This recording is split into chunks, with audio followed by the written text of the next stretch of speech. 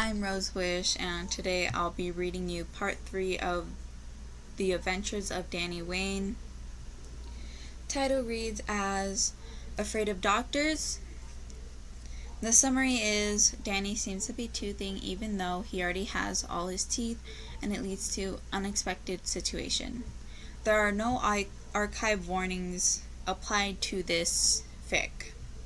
There are 2 chapters, about 6,000 words.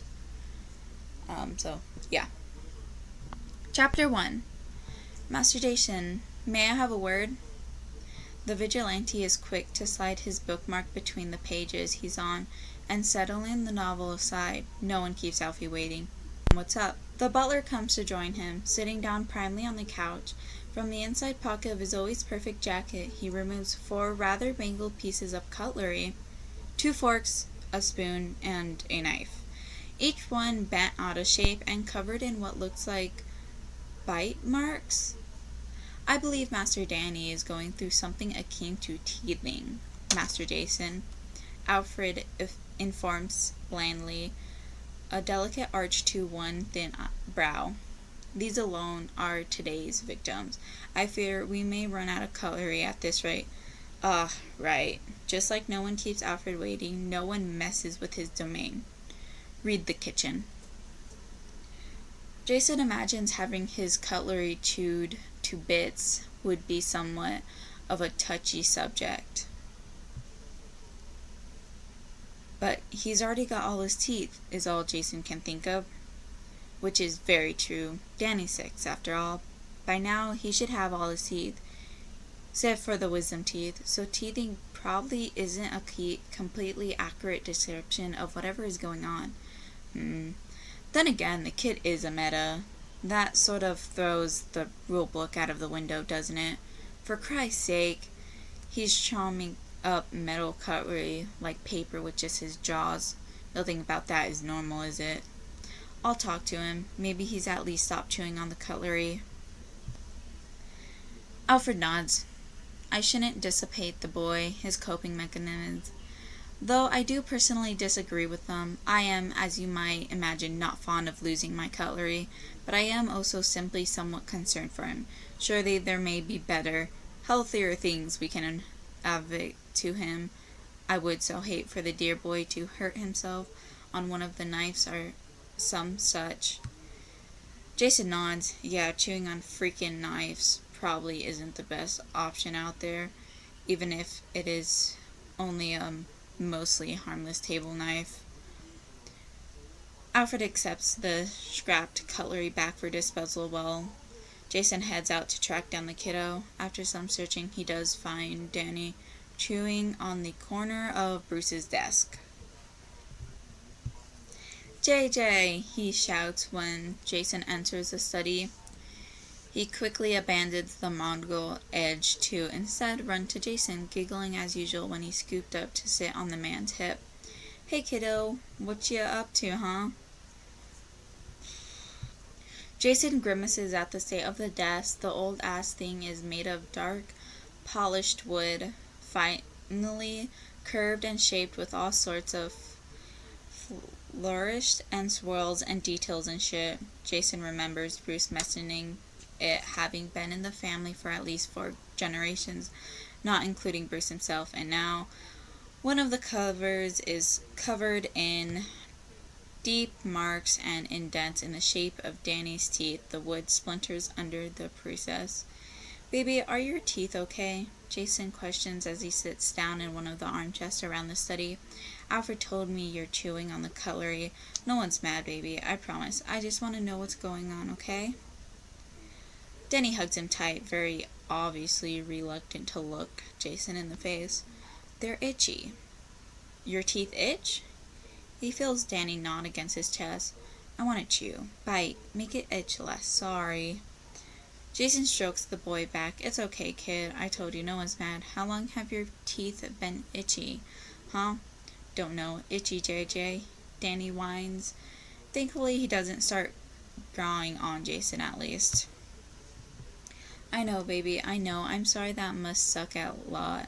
But please, Danny, promise me you won't chew on any furniture or the cutlery, okay? I don't want You hurting yourself on accident. That's all. We'll find you something else instead. Danny sides, clearly pouting about not being allowed to jaw on the damn furniture. Fine.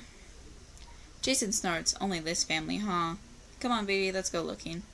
First stop, Tim's room. The little prick snatches Danny straight out of Jason's arm. Jason only allows it because Danny's utterly delighted by it, giggling up a storm. Uncle Timmy, spin, spin, he begs. Tim laughs. He lifts the boy up high and does as he's told, spinning them around the room together before throwing them both down on the bed. Danny shrieks with laughter when Tim tickles him all over. Jason does not pull his phone out to film it. Never. Absolutely not. Tim slumps to the side with a laugh of his own, finally letting them both catch their breaths. More of those Century Chew things. Danny's teeth itchy. Aren't they, kiddo? Unfortunately, Danny's happy mood sours a little at the reminder. Want to chew, the little squirt complains. Tim chuckles but drags himself off his bed. I got it, Danny. I want to chew sometimes too. Let's see if I got anything fun for you. He searches around the drawers of his desk for a minute before producing a number of brightly colored bits of plastic with trumpet noise. Try one of these, he offers his nephew. Look, this one's a skull, there's a bat symbol, and this one, that's Superman's signal. S logo. Which one do you want? Danny selects the Superman S with little hesitation. Oh man, Bruce is going to love that, isn't he? Betrayed by his own grandbaby. Ha! Jason and Tim wait eagerly for judgment as Danny sticks part of the chew in his mouth. He gnaws on it only for a moment before grimacing. He drops the bright blue plastic and spits out the part he bit off of it. Gross, it tastes so bad, Uncle Timmy. You really eat that? Tim snorts. He collects the piece and sniffles over to drop them in the trash. No, Danny, it's a chew. Sometimes I need something to keep my mouth occupied so I don't clench my jaw. You're not supposed to bite through it, kid. Danny grimaces at that, but it was so soft, though. Too soft, huh? Jason tried those chew things out a few times, back when he was still struggling for control of the pits. The chewing helped keep him from grinding his teeth, but those things are pretty tough. Sure, he can probably bite through them too with some work and concentrated effort, but definitely not as easy as Danny seemed to do it. All it seemed to take for him was a little nip. Is that why you were biting the desk, baby? Some good resistance, he probed. It's the most logical conclusion, right? Plastic or silicone or whatever those things are is too soft. But wood and metal is to him is what these two toys would be to Jason or Tim. To his relief, Danny nods. Yeah, hard is better, he tries to explain. Feels good on my teeth. Biting my shirt and blankets and pillows, they're too soft. So it doesn't feel like anything. But Grandpa's desk was good, 'cause it was hard. But also I could bite down good and itch my gums. Right. I'll text Bruce. Tim piped up. He's at the watchtower. Maybe he can ask Clark what his parents used when he was teething. Jason's gotta say, Timbo got a point on that one. Pretty sure the usual teething toys wouldn't much good to baby. Superman. Come on, Danny. Let's go ask Alfie for some ice cream while Uncle Timmy talks to Grandpa, huh? But the cold's gonna feel real nice on your teeth. Ice cream! Danny cheers with joy. He clambers down from the bed all on his own and starts off running, leaving Jason to chase his little butt down.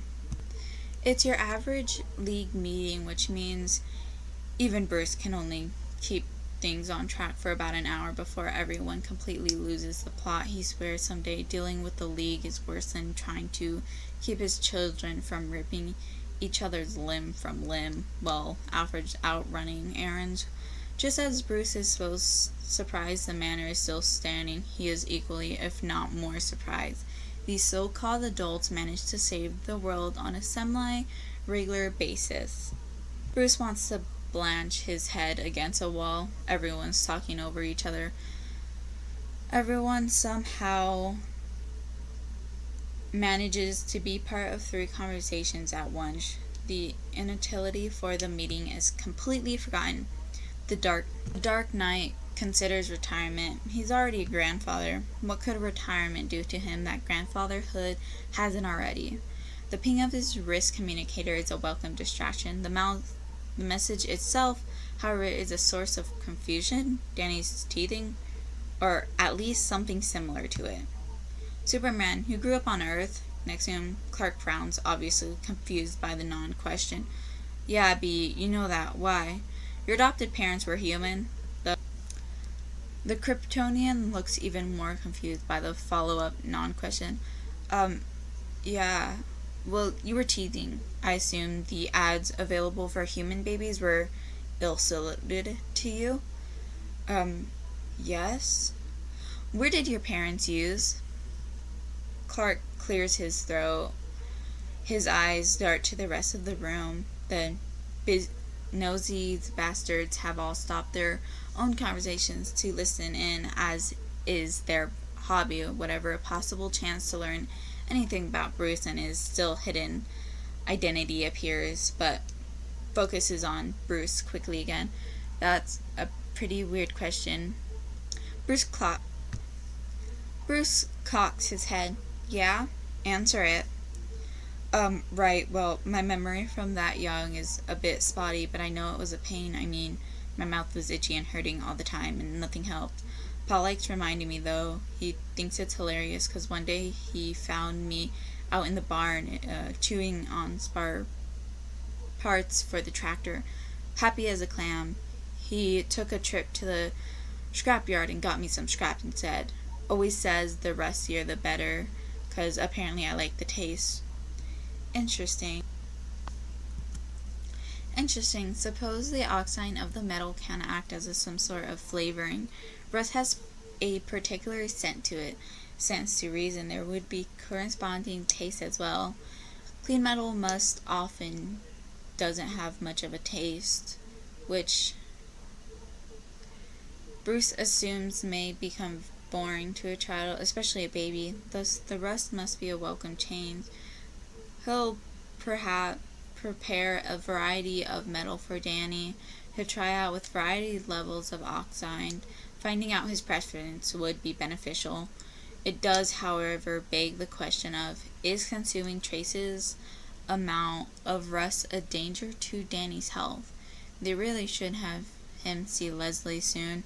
His medical records are as up to date as one could hope, but getting a solid judgment from Leslie would be preferable.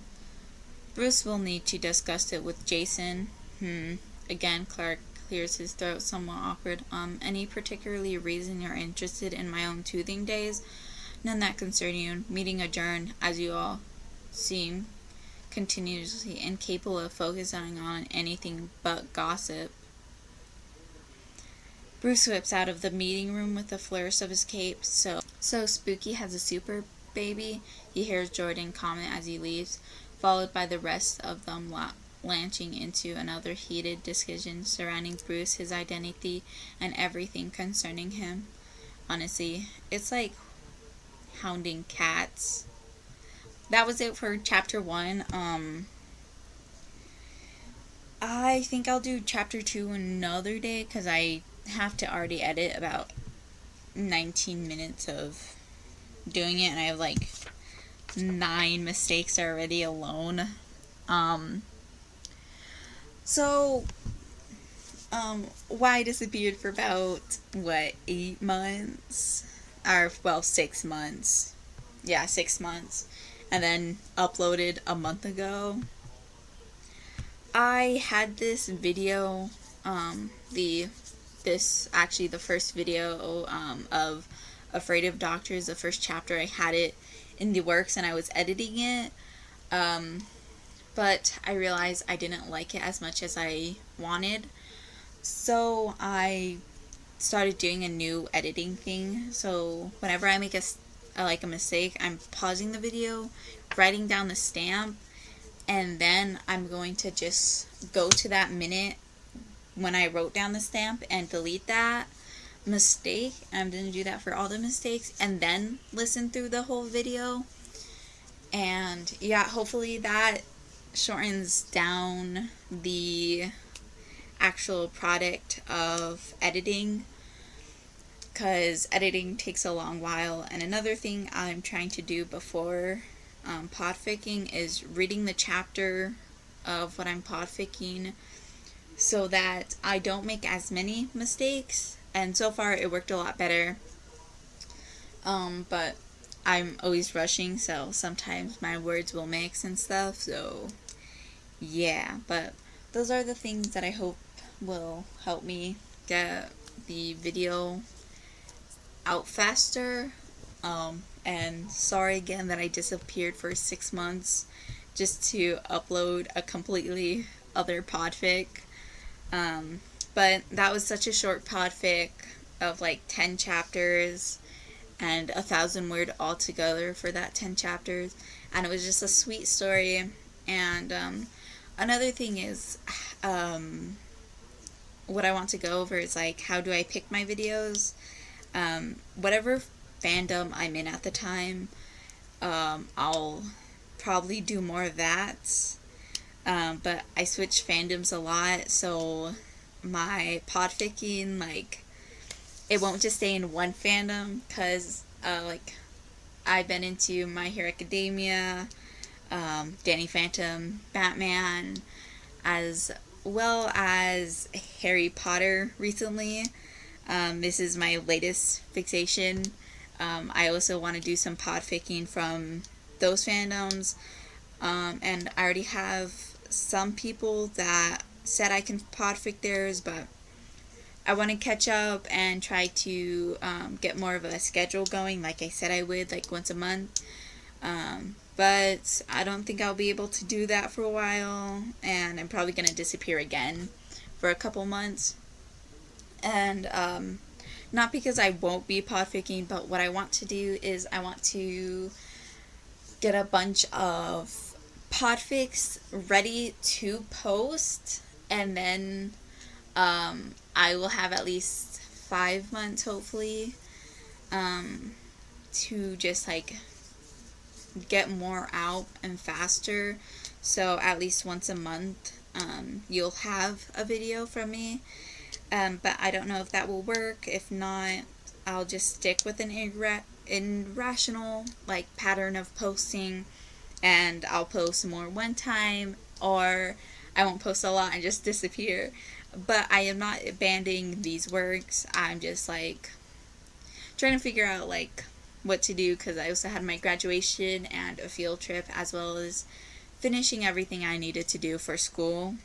So that took most of my time, and at the time, podficking or writing my story wasn't as important as other things. So yeah, just life got ahead of me, but I will try to do this a lot more, because this is fun. So yeah.